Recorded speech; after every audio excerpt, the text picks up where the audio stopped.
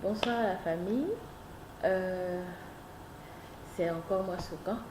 Ça faisait un petit bout de temps que j'ai disparu de la circulation. Il y avait le boulot qui m'a assez accaparé. Et puis aussi, je voulais prendre du temps pour, comment je vais dire ça, lire un peu, me cultiver un peu, essayer de voir, apprendre, voilà, les choses comme ça. C'est pour ça que j'ai disparu. Donc, excusez-moi et puis voilà. Je vais y aller directement. La dernière fois, j'ai tenté de discuter avec un ami. Et on s'est retrouvé à parler. Et puis bon, on est venu sur le sujet de non, l'homme noir est mauvais, patati patata. Et moi, j'ai dit qu'on regarde une chose. Dans l'histoire des pays, et je ne parle même pas de nos contacts, dans l'histoire des continents, dans l'histoire des peuples, dans l'histoire des civilisations, si vous voyez bien là, c'est en Afrique en général qu'on entend l'histoire de leaders qui aiment tellement leur peuple qu'ils sont prêts à littéralement mourir pour eux. C'est en Afrique qu'on entend beaucoup de ça. Chez nous, il y a une liste longue comme le bras d'hommes et de femmes qui ont été tués parce qu'ils étaient prêts à tout faire par amour pour leur peuple. Des gens comme les Lumumba, les gens comme les Thomas Sankara, les gens comme les Steve Biko, les gens comme les Ken Saro-Wiwa. Il y a tellement de gens chez nous, de grands leaders, vous comprenez, qui étaient prêts à mourir pour nous. Vous voyez combien de gens comme ça l'Afrique a généré. Parce que quand vous écoutez les noms, là, la liste est longue. Hein. Ils sont nombreux à être morts pour cette histoire de non, on veut la liberté. Là. Et je pense qu'il y a énormément qui sont morts dont on ne connaît pas le nom. Parce que le combat n'est pas depuis aujourd'hui, hein, c'est depuis 500 ans. Vous comprenez. Et nous, on a généré un nombre important de ce genre de personnes-là, je pense. Et c'est une preuve que, voilà, on n'est pas les plus mauvais non plus. Hein. Parce qu'il y a des gens qui aiment à la folie leur peuple au point où ils sont prêts à mourir. Vous voyez, c'est intéressant. C'est, et c'est là que quelque chose m'a frappé.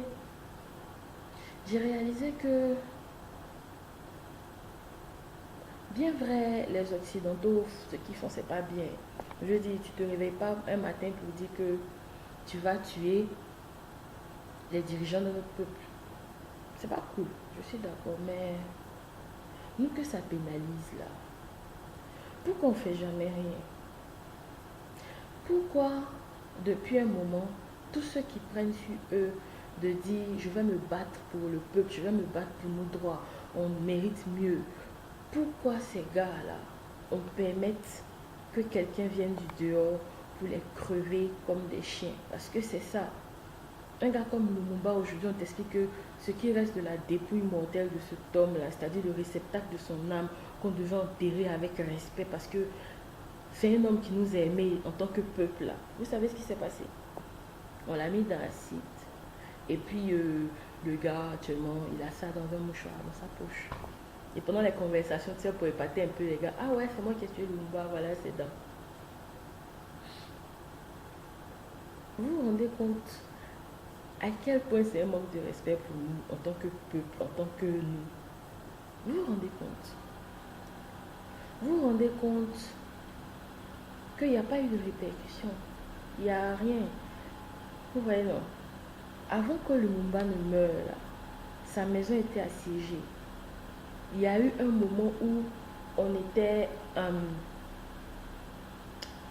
on était arrêté, où il y avait confrontation, c'est-à-dire que Mobutu est venu assiéger la maison de Lumumba. Les gars, vous vous rappelez la partie où on nous a dit que non, il y a les révoltes qui ont éclaté partout, les gens sont venus même attaquer, les gars sont morts, ils ont pris d'assaut, mais pendant qu'ils vont faire ça, peut-être pendant une semaine, 2 semaines, le peuple a damé parce que franchement, les gars ont pu tenir plus de 2 semaines, eux, ils étaient fatigués de mourir. Vous vous rappelez cette partie-là? Non, parce que cette partie n'a pas eu lieu. Les Africains, vous avez réalisé qui on est devenu. On est devenu les gars qui regardons ceux qui sont prêts à mourir pour nous là. Nous, on n'est pas prêts à mourir pour eux. Je ne veux pas dire pour eux en tant que personne, mais pour ce qu'ils représentent, pour ce qu'ils sont prêts à faire, pour leur combat. On n'est pas prêts. Mais vous pensez que qui est fou va toujours venir s'arrêter là pour vous et puis lui va mourir quoi. On a les dirigeants qu'on mérite les gars. Je suis désolée mais on dirait que c'est ça le problème. Pour l'instant on ne s'est pas mis en position de mériter mieux donc on ne va pas avoir mieux. Parce que regardez la liste. Tous ceux qui se sont levés un peu pour dire non, on veut faire quelque chose là. Il n'y a jamais eu de bouclier autour d'eux pour faire comprendre à d'autres, celui-là, c'est lui qui travaille pour nous. N'essayez même pas. Vous comprenez? C'est des gars qui ont montré leur allégeance à leur peuple. Non seulement ils ont parlé et puis ils ont agi. C'était des gars comme son parent, fait comprendre que lui, sa fortune personnelle, là, c'était moto, congélateur. Vous comprenez comment ce gars-là, il vivait sa passion pour son peuple.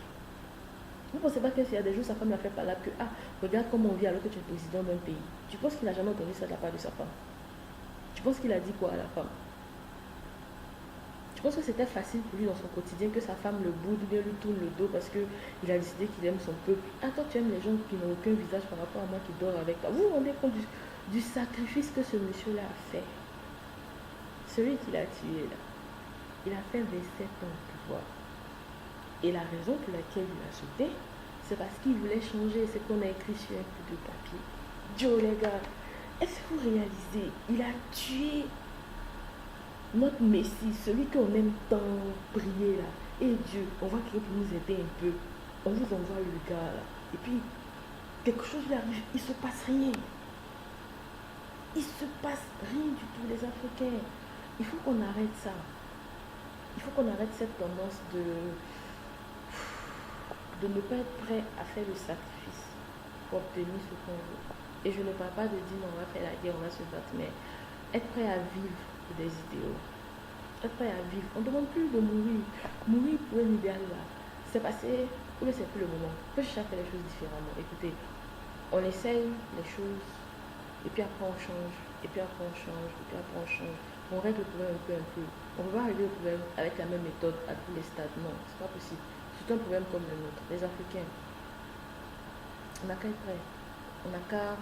Vous voyez qu'à l'instant T, ce que j'ai dit là, je n'ai mentionné ni les Occidentaux qu'ils avaient un rôle dedans, ni le passé de c'est trop loin. Où on crève nos dirigeants comme des animaux là. C'est... Aujourd'hui même ça continue. Ils n'ont pas tué Kadhafi devant nous. Ou bien, c'est pas devant nous tout ce que ça s'est passé. Est-ce qu'on ne savait pas qu'il partait tuer Kadhafi? Nous tous on n'est pas au courant.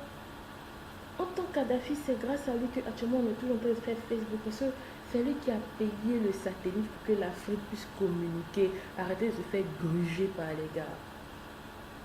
C'est Kadhafi. On loue les gars, l'information est partout. Nous tous on sait, d'après nous on est de la force centriste. On sait.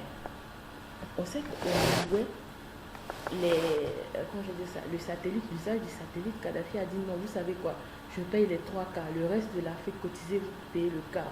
On se fait ce truc là. C'est comme ça que du jour au lendemain, les prix de la téléphonie ont chuté. Vous pensez que c'est quoi?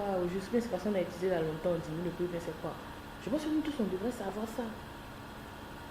Et un gars qui est prêt pour nous comme ça, pour nous tous l'Afrique là, les gars viennent le crever, vous savez qu'ils ont crevé Kadhafi comme un animal au milieu de la route. Les Africains, il n'y a pas eu de répercussion.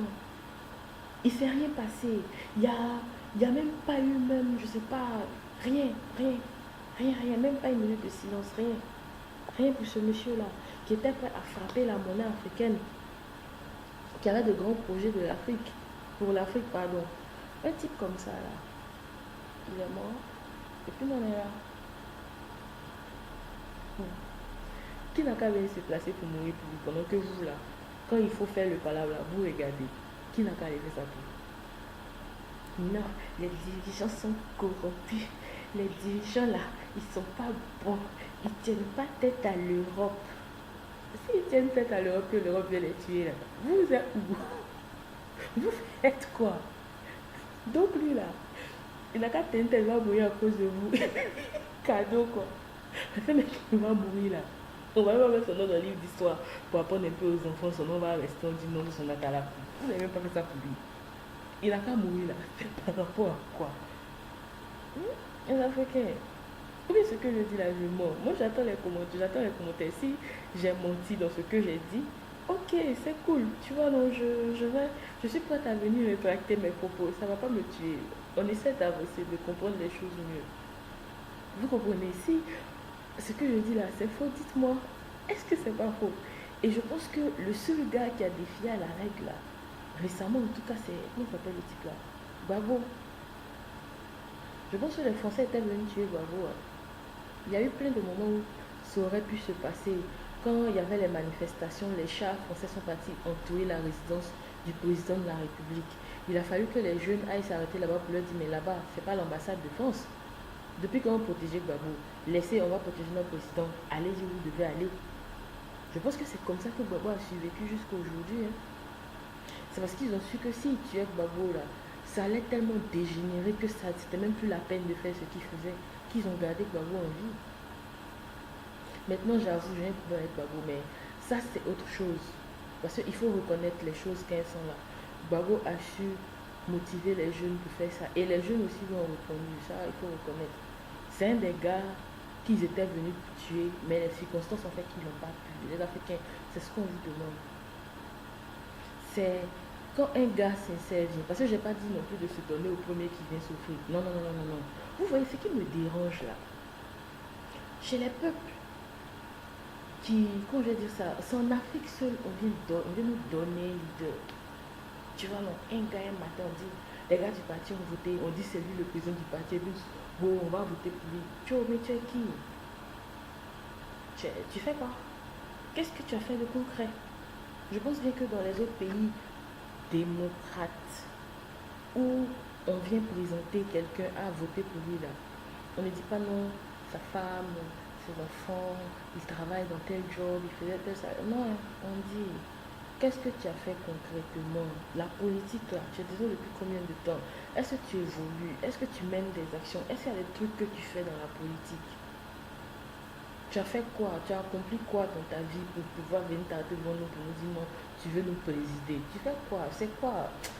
Montre ton jeu de cartes. Nous là, on vient s'arrêter, on dit non, le parti a dit que c'est lui, votez-le. On s'en le voter. Pourquoi? On aime. Et c'est pour ça qu'il y a les pompiers et tout. Parce que vous savez quoi?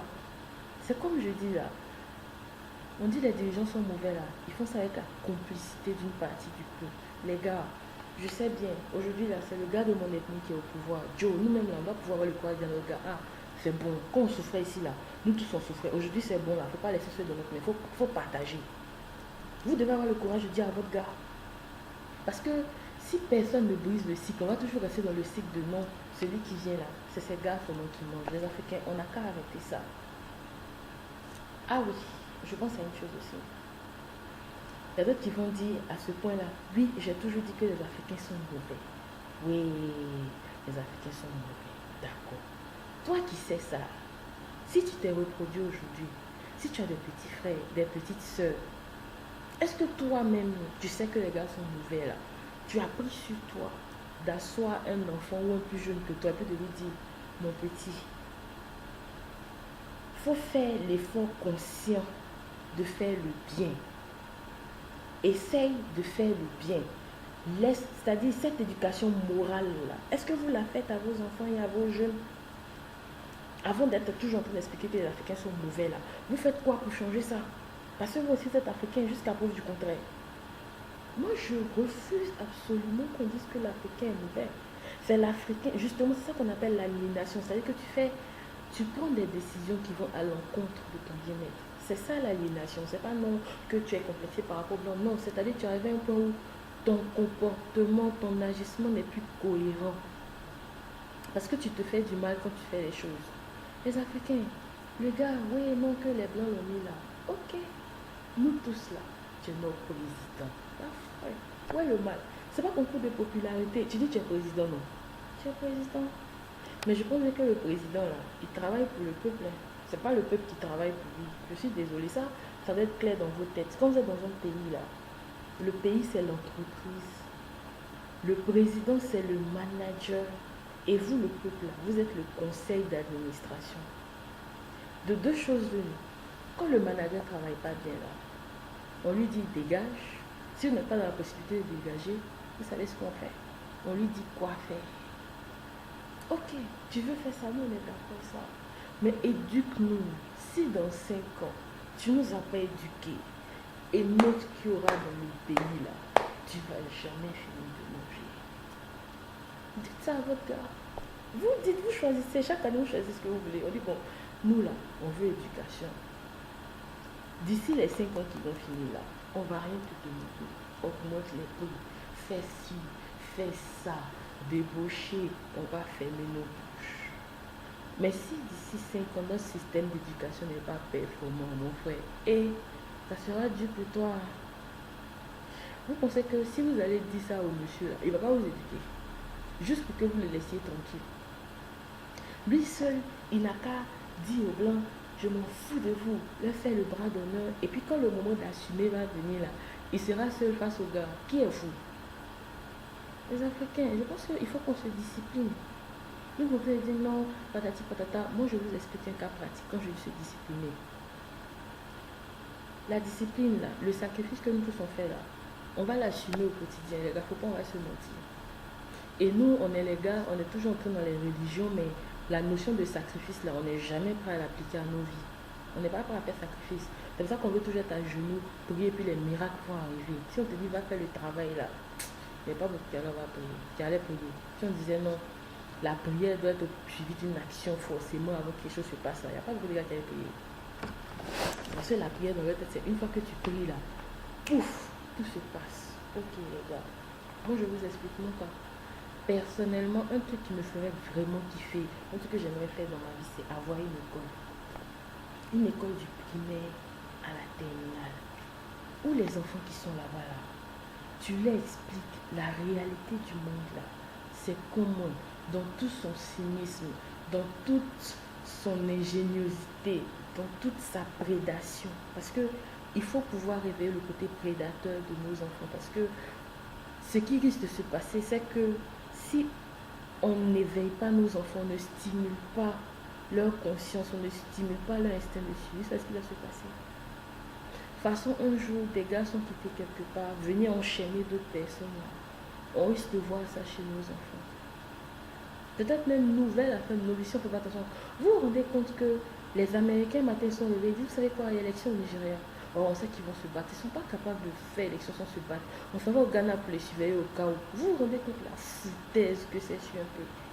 Vous vous rendez compte de la foutaise parce que dans le quotidien, là, personne n'est prêt à faire le sacrifice quotidien.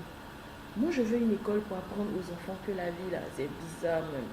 Donc, parfois, il faut être prêt à faire certaines choses. Il faut réfléchir vite. Il faut essayer d'être éveillé. Il faut comprendre les trucs vite. Faire les choses vite parce que il n'y a pas le temps. Et je sais que pour faire ça, là, mon école ne va pas apparaître de la terre.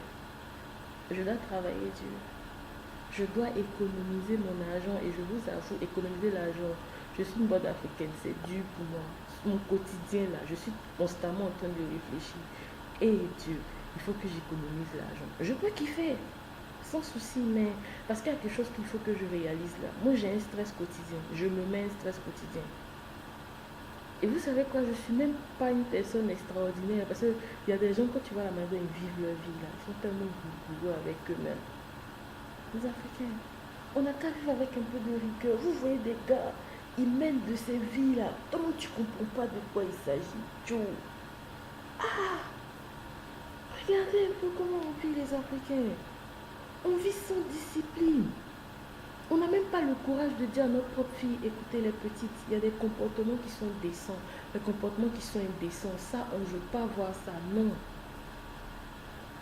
Dis à nos garçons, Joe, les garçons, écoutez, grandissez, prenez vos responsabilités. Tu ne peux pas te promener comme ça tout en train de boire, péter le chaud, non. Tu es un homme, fais quelque chose de ta vie. Pourquoi on n'est pas prêt à nous discipliner? Parce que pour pouvoir dire ça à ton enfant, quand même tu dois pouvoir vivre comme ça. Combien de vieux on ne voit pas dans Maquis, soit les petites filles, eux-mêmes ils attrapent sac de 2 petites filles. Si sa fille nous a un papa attrape son sac, il va la gifler. Mais dehors, là, les petites soeurs de la fille, là, il attrape leur sac, il se promène derrière elles, ils sont dans boîte de nuit. Lui-même, ses yeux, là, il ne voit pas bien clair, même tellement il y a un jeu de lumière dedans, il n'y a même plus de matière, même dans ses yeux, pour qu'il puisse encaisser ça correctement. Mais Joe, il suit les fesses. Mais les gars, qu'est-ce qu'il y a? Disciplinez-vous. Disciplinons-nous. Où est le mal? Tout l'argent que tu dépenses dehors là, tu veux qu'on fasse quelque chose. Un petit projet. Vous voyez chez nous comment il y a des gars qui sont super riches, mais il n'y a pas d'usine. C'est le gouvernement qui doit construire l'usine pour nous. C'est les individus. Si 4 tontons qui ont l'argent, ils disent, bon, cette année, on n'achète pas la dernière série, les Mercedes là. On se prive de ça, on va conduire la même voiture 4 ans de suite. L'argent de remplacement de voiture annuelle là, on va construire un projet. Vous pensez que ça ne serait pas arrivé quelque part? Parce qu'il y a les fonds, il y a les capitaux. Les gars ont l'argent. Ils peuvent se le permettre. Mais on voit le tonton, lui, il mobilise des millions de francs CFA dans son garage. Joe. Il faut à la fin être responsable. Bon, bref, je pense que je vais arrêter, j'ai dépassé 20 minutes là. Donc, c'était juste pour dire les Africains, voilà, quelque part aussi, il faut qu'on voit notre responsabilité dans les choses. Il faut qu'on essaie de travailler, réfléchir. Ton petit effort que tu peux faire, un engrenage, un mécanisme là. Il y a les toutes petites pièces, il y a les grosses pièces, il y a folle. C'est tout ça qui fait que ça fonctionne justement. La petite pièce là, elle est aussi importante que la grande. Parce que si une des pièces manque dans l'engrenage, dans le mécanisme là, rien ne marche. Le petit que tu peux faire, réfléchir.